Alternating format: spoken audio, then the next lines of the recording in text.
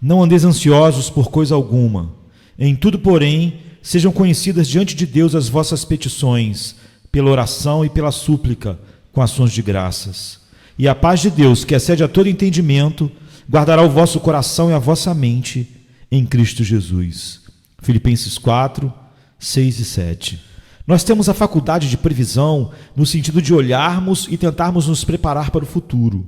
Porém, como todas as nossas faculdades, ela foi pervertida e com frequência tem sido objeto de abuso. É bom que o homem tenha uma santa preocupação e preste a devida atenção a cada detalhe da sua vida. Porém, é muito fácil convertê-la em uma preocupação profana e tratar de arrebatar da mão de Deus este ofício da providência que lhe pertence e jamais a nós. Quão frequentemente Lutero gostava de falar sobre os pássaros e da maneira como Deus cuidava deles. Quando estava cheio de preocupações, costumava invejá-los constantemente, porque levava uma vida tão livre e feliz. Lutero fala do Dr. Gorrion e do Dr. Zorzal e de outros pássaros que costumavam se aproximar e falar com o Dr. Lutero, dizendo-lhe muitas coisas boas. Vocês sabem, irmãos, que para as aves do céu parece-lhes melhor serem cuidadas por Deus de que serem pássaros cuidados pelo homem. Uma pequena menina londrina que foi ao campo disse em certa ocasião: mamãe, veja esses pobres passarinhos, não tem nenhuma gaiola.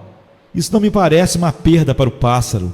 E se vocês e eu estivéssemos sem nossa gaiola, sem a caixinha de sementes e sem o recipiente de água, não nos seria uma grande perda se fôssemos lançados ao acaso a gloriosa liberdade de uma vida de humilde dependência de Deus. Essa gaiola de confiança carnal e essa caixa de sementes, que sempre estamos nos esforçando em encher, constituem a preocupação desta vida mortal. Mas aquele que tem graça para estender suas asas e planar para longe até chegar ao céu da confiança divina, pode cantar todos os dias e ter esta canção como lhe sendo própria.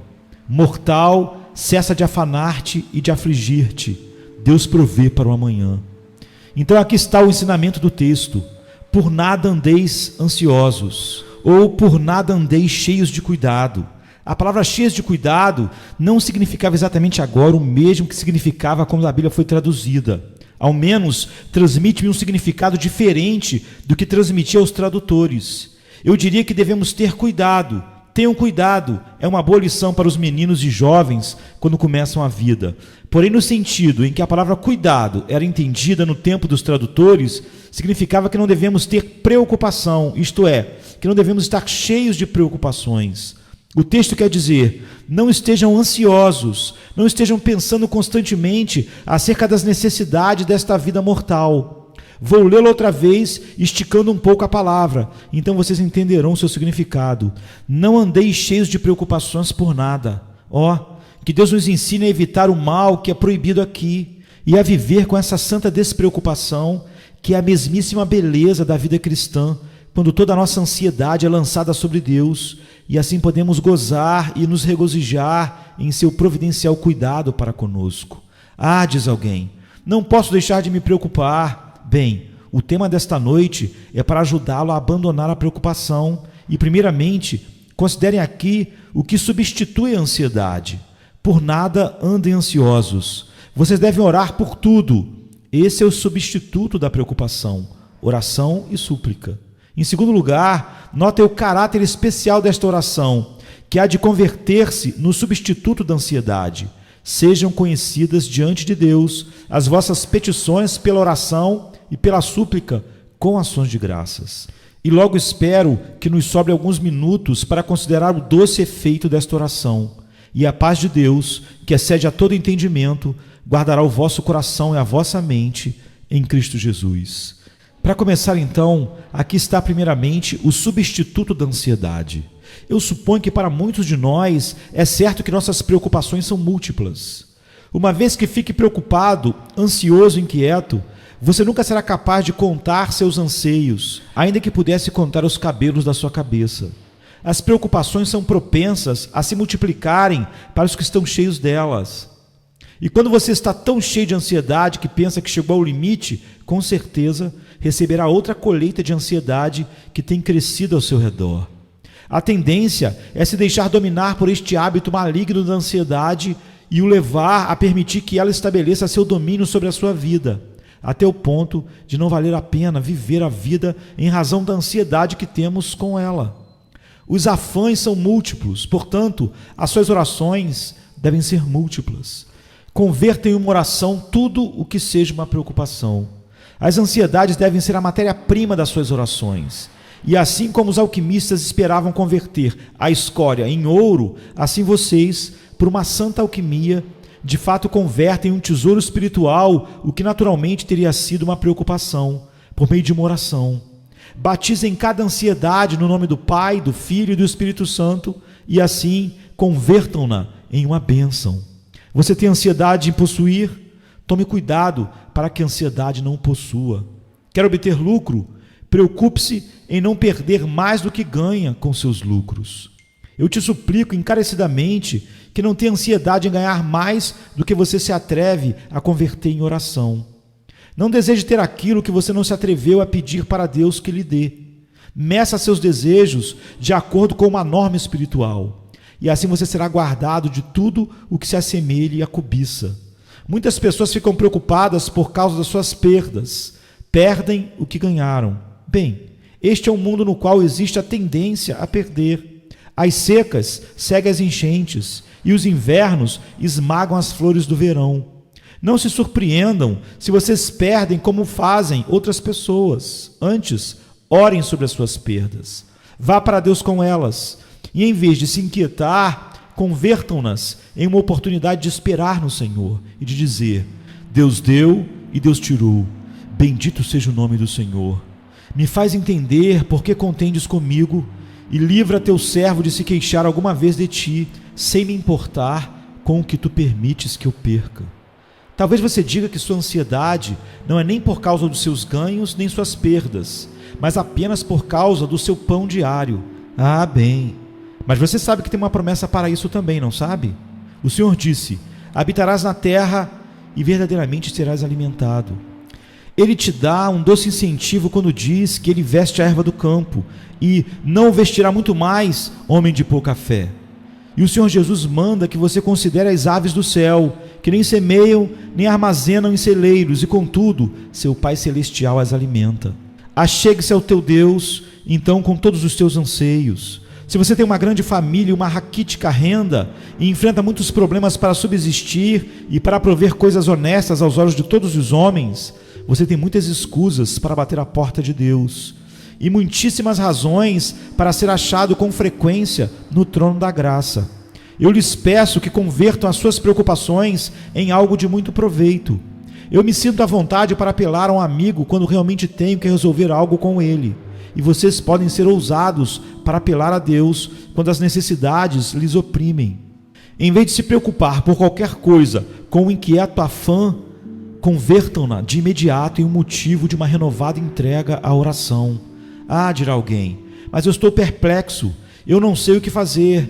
Bem, então, querido amigo, você deveria certamente orar quando não pode saber se deve tomar o caminho da mão direita ou da mão esquerda, ou se deve continuar em linha reta, ou se deveria regressar. Em verdade, quando você está em meio a um nevoeiro tal que não consegue ver a próxima lâmpada, então é tempo de orar. O caminho será esclarecido diante de você muito repentinamente. Com frequência, eu mesmo tenho tido que provar esse plano, e dou testemunho de que, quando tenho confiado em mim mesmo, tenho sido um gigantesco insensato. Mas quando tenho confiado em Deus, então Ele tem me conduzido e me mantido na via reta, na via correta, e não tem existido nenhum erro a respeito. Eu creio que os filhos de Deus cometem frequentemente os maiores absurdos com relação às coisas simples do que com relação a assuntos difíceis. Vocês sabem o que aconteceu com Israel quando chegaram aqueles gibeonitas com seus sapatos velhos e remendados e mostraram o pão que estava mofado, que, segundo disseram, os haviam tirado quentes dos seus fornos? Os filhos de Israel pensaram: este é um caso muito claro. Estes homens são forasteiros e vieram de um país distante. Podemos fazer aliança com eles.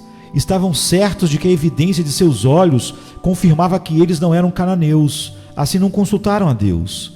Toda a situação parecia tão clara que fizeram uma aliança com os gibeonitas, a qual foi um problema para eles posteriormente. Se fôssemos a Deus em oração para tudo, nossas complexidades não nos conduziriam a mais erros do que nossas simplicidades. Em casos simples, assim como em casos difíceis, devemos ser guiados sempre pelo Altíssimo. Talvez outro amigo meu diga: mas eu estou pensando no futuro. Você está? Bem, primeiro permita-me perguntar-lhe o que você tem a ver com o futuro. Você sabe o que o dia trará? Anda pensando sobre o que será de você quando você for velho. Porém, você está certo de que chegará a ser velho? Eu conheci uma mulher cristã que costumava se preocupar com a maneira como seria enterrada. Essa pergunta nunca me incomodou. E há muitos outros assuntos acerca dos quais não devemos nos preocupar. Pode-se encontrar sempre um pau para golpear um cachorro. E se precisam de uma ansiedade, vocês podem geralmente encontrar uma para com ela golpear suas próprias almas. Mas essa é uma pobre ocupação para qualquer um de vocês. Em vez de fazerem isso, convertam cada coisa que possa ser motivo de ansiedade em um motivo de oração. Não passará muito tempo até que tenham um motivo para ansiedade. Assim, não passará muito tempo sem que tenham um tema de oração. Elimine esta palavra ansiedade e escrevam simplesmente em seu lugar esta palavra, oração. Então, embora suas preocupações sejam múltiplas, suas orações também serão múltiplas. Notem a seguir, queridos amigos, que uma preocupação indevida é uma intrusão na esfera de Deus. É fazer de si mesmo o pai da casa, no lugar de ser um filho. É fazer de si mesmo o Senhor, em vez de ser um servo para quem o Senhor provê suas rações. Agora, se em vez de fazer isso, você converter a preocupação em oração, não haverá intrusão, pois você pode vir a Deus em oração sem ser acusado de presunção. Ele o convida a orar, mais ainda, aqui por meio do seu servo, ordena-lhe que sejam conhecidas vossas petições diante de Deus em toda oração e súplica com ações de graças. Além disso, as preocupações não nos servem de nada e nos causam um grande dano. Se você fosse se preocupar tanto quanto desejasse, não poderia crescer uma polegada a mais, nem fazer crescer outro cabelo em sua cabeça, nem mudar a cor de um cabelo branco para preto. Isso nos diz o Salvador, e ele pergunta: se a preocupação falha em coisas tão pequenas, o que ela poderia fazer nos mais elevados assuntos da providência? Não pode fazer nada. Um agricultor visitou seus campos e disse: não sei o que acontecerá conosco. Se essa chuva continuar, o trigo será destruído, não teremos nenhuma colheita, a menos que tenhamos um bom clima. Caminhava para cima e para baixo, apertando suas mãos, se preocupando e incomodando a todos os membros da família, mas não produziu nem um só raio de sol, apesar de toda a sua preocupação.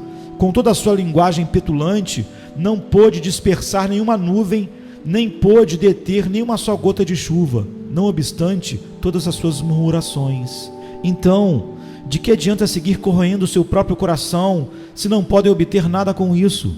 Aliás, isso debilita nosso poder de nos ajudar e, especialmente, nosso poder de glorificar a Deus. Um coração cheio de ansiedades nos impede de julgar retamente em muitos assuntos. Frequentemente tenho usado um exemplo, não conheço outro melhor, de tomar um telescópio, soprar sobre ele o cálido alento da nossa ansiedade, aproximar os olhos e logo dizer que não se pode ver nada a não ser nuvens. É evidente que não podemos e nunca o faremos enquanto exalarmos nossa respiração sobre ele. Se fôssemos imperturbáveis, tranquilos, serenos e dominados por Deus, faríamos o correto. Deveremos ter, como dizemos, presença de espírito no tempo de dificuldade. O homem que tem a presença de Deus pode esperar ter presença de espírito.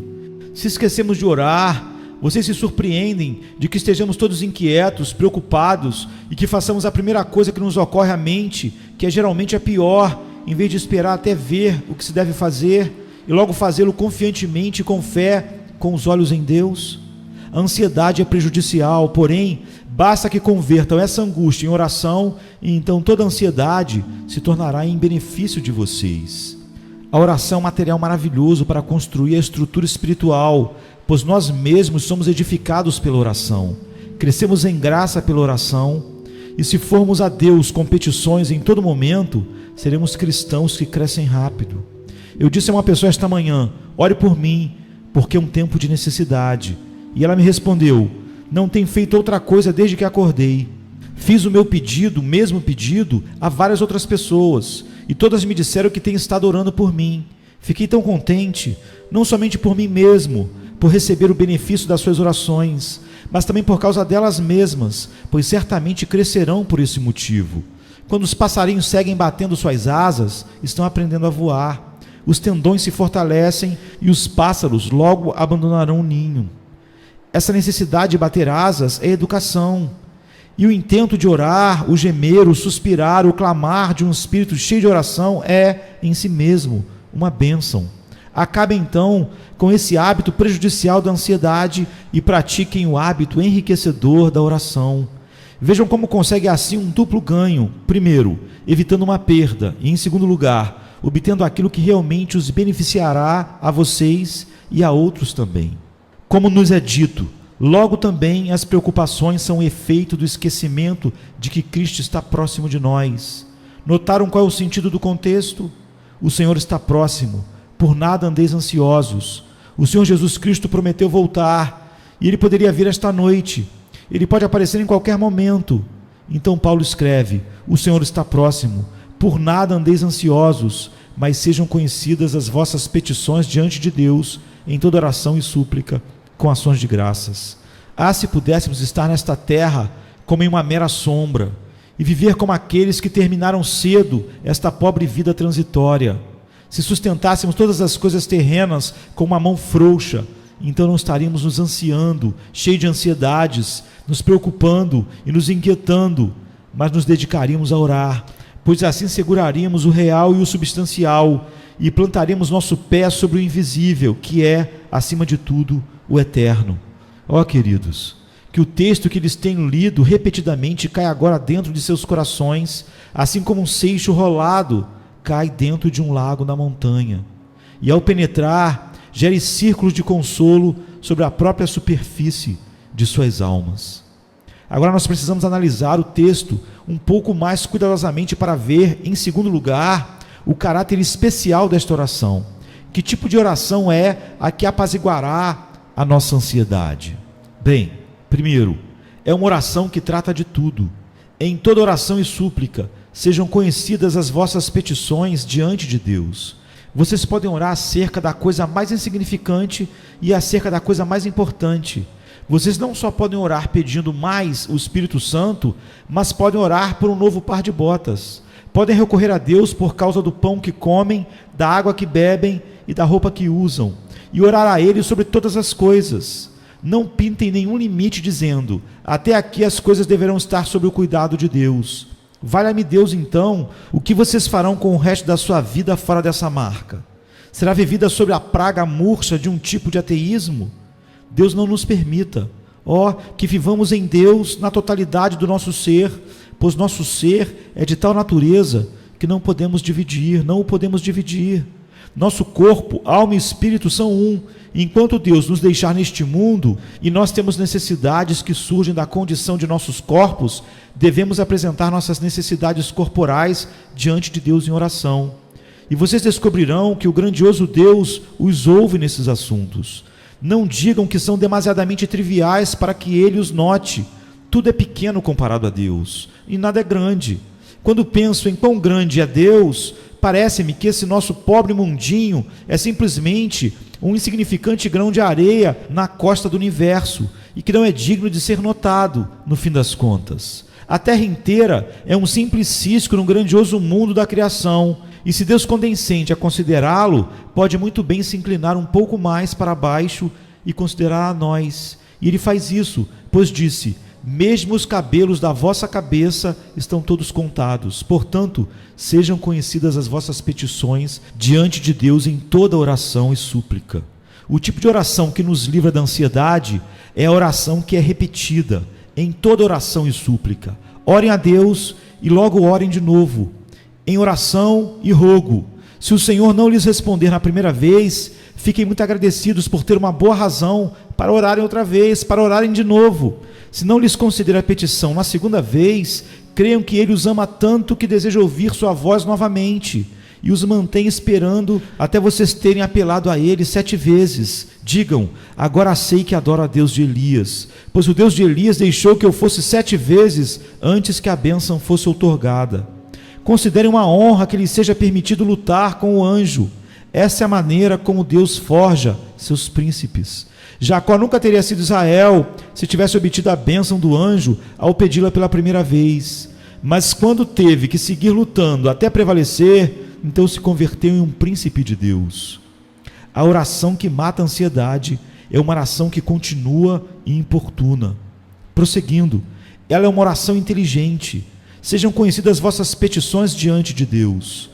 Tomei conhecimento de um muçulmano que passava, penso, 6 horas em oração por dia, e para não dormir, quando estava a bordo de um bote, permanecia erguido e só tinha uma corda estirada ao longo do curso, de tal maneira que podia se apoiar contra ela, e se ele dormisse, caía. Seu objetivo era prosseguir durante 6 horas com o que ele chamava oração. Bem, eu disse a uma pessoa que o conhecia e que lhe havia visto a bordo de uma típica embarcação egípcia no Nilo. Que tipo de oração era essa? Bem, respondeu meu amigo. Ele seguia repetindo: não há Deus além de Deus, e Maomé é o profeta de Deus. Dizia o mesmo uma vez, outra vez e mais outra vez. Eu perguntei: ele pedia alguma coisa? Oh, não. Ele suplicava a Deus que lhe desse algo? Não, simplesmente seguia com essa repetição perpétua de certas palavras, justamente do mesmo modo como uma bruxa poderia repetir um encantamento. Vocês pensam que há algo nesse estilo de oração? Se vocês se põem de joelho e simplesmente repetem certa fórmula, isso só será um desenrolar de palavras. Que interessa a Deus esse tipo de oração? Sejam conhecidas vossas petições diante de Deus. Essa é a verdadeira oração. Deus certamente conhece quais são suas petições, mas você deverá pedir a Ele como se Ele não as conhecesse. Você deve fazer conhecer suas petições, não porque o Senhor não saiba, mas porque talvez você não as conheça. E quando você der a conhecer suas petições para Ele, como lhe diz o texto, você as fará mais claramente conhecidas a você mesmo. Quando tiver pedido inteligentemente, sabendo o que você pediu e por qual motivo pediu, talvez você se detenha e diga: não, depois de tudo, não devo fazer essa petição. Algumas vezes, quando você continuar orando e pedindo aquilo que Deus não lhe dá, pode ser que ocorra furtivamente em sua mente a convicção de que não está pedindo pelo caminho certo. E esse resultado da sua oração em si mesmo fará bem e será uma bênção para você. Mas lembre-se, você deve orar dando a conhecer suas petições diante de Deus. Isso é, no português claro, dizer a sua necessidade, pois essa é a verdadeira oração. A sós, diga ao Senhor o que você precisa. Derrame seu coração diante dele. Não imagine que Deus exige uma linguagem refinada. Não há necessidade de correr escadas acima, atrás do seu livro de oração e buscar uma breve que contém uma invocação, uma petição e uma conclusão. Te tomaria muito tempo encontrar uma oração assim descrita que lhe seja útil, se você realmente estiver orando. Ore pedindo o que você necessita, como se estivesse dizendo à sua mãe ou ao seu mais querido amigo qual é a sua necessidade. Recorra a Deus dessa maneira, pois essa é uma oração real, e esse é o tipo de oração que lançará fora a sua ansiedade. Além do mais, queridos, o tipo de oração que traz liberdade da ansiedade é a comunhão com Deus. Se você não tem falado a Deus, você não tem orado realmente. Soube-se de um garotinho, eu me atreveria a dizer que seus filhos também o fizeram, que pôs uma carta debaixo da grade de um bueiro do esgoto. E, logicamente, nunca obteve nenhuma resposta a uma carta enviada dessa maneira. Se a carta não é colocada na caixa de correio para que seja enviada à pessoa a qual está destinada, de que serve? Então a oração é uma comunicação real com Deus. Você tem que crer que Ele existe e que é galardoador dos que o buscam, ou do contrário, você não poderá orar. Ele tem que ser uma realidade para você, uma realidade viva. E você tem que crer que, de verdade, Ele ouve a oração. Então você deve falar com Ele, crer que vai receber a petição que você faz a Ele, e assim haverá de recebê-la, se essa for a vontade do Senhor. Ele nunca deixou de honrar uma oração de fé. Pode ser que Ele faça esperar por um tempo, mas as demoras não são negações. E Ele tem respondido frequentemente uma oração que pedia prata dando ouro. Pode haver negado o tesouro terrenal, mas tem outorgado riquezas celestiais equivalentes a 10.000 vezes o valor. E o suplicante tem ficado mais que satisfeito com a troca. Sejam conhecidas as vossas petições diante de Deus. Eu sei o que você faz quando tem problemas. Recorre a seu vizinho, porém seu vizinho não quer vê-lo tão frequentemente por causa de uma certa carência. Possivelmente, você recorre a seu irmão, Mas há um texto que adverte a não ir à casa do seu irmão no dia da sua calamidade. Quando você está financeiramente em apuros, você não pode visitar um amigo com demasiada frequência.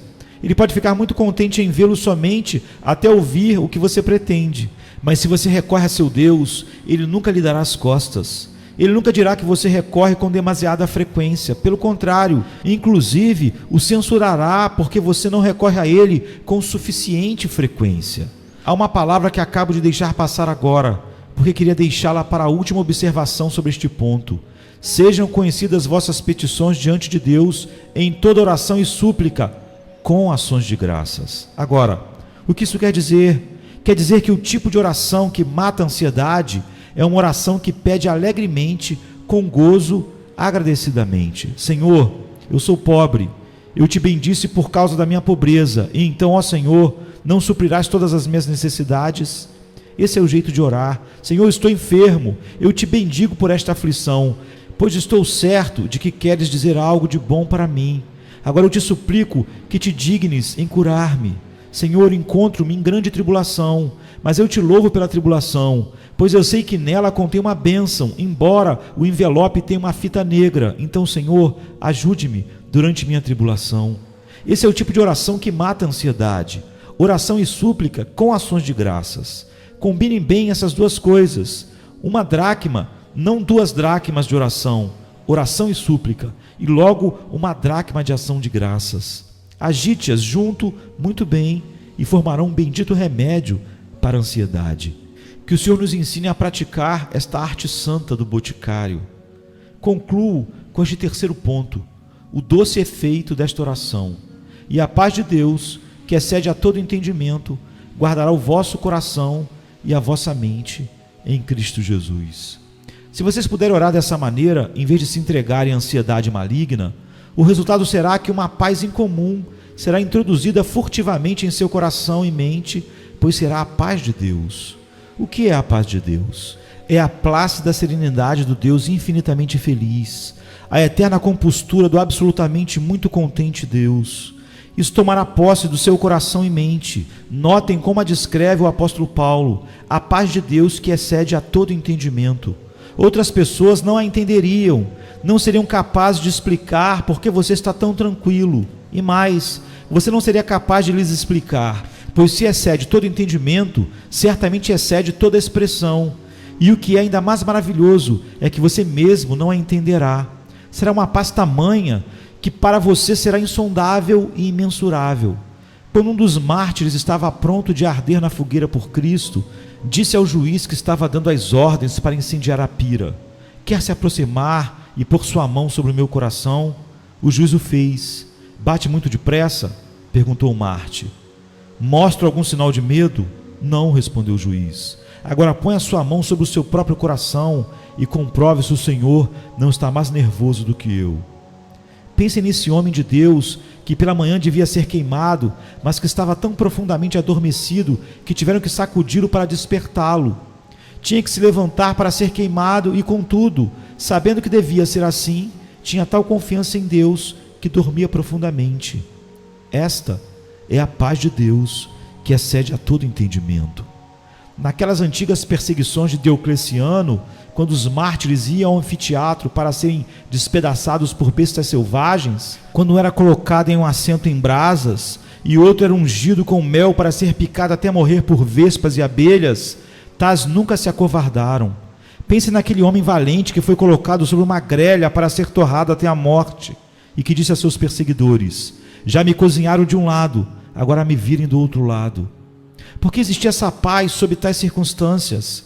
Era a paz de Deus que excede a todo entendimento. Nós não temos que sofrer assim em nossos dias, mas se algum dia chegar a esse ponto, a paz que goza um cristão será poderosa. Depois de ter havido um grande tormento, o mestre se pôs de pé na proa do barco e disse ao vento: emudeça. E lemos que se fez grande bonança. Vocês sentiram isso alguma vez? Vocês, na verdade, o sentem esta noite? Se vocês aprenderem esta arte sagrada de fazer com que todas as suas petições sejam conhecidas ante Deus, e a paz de Deus que excede a todo entendimento haverá de guardar seus corações e seus pensamentos em Cristo Jesus.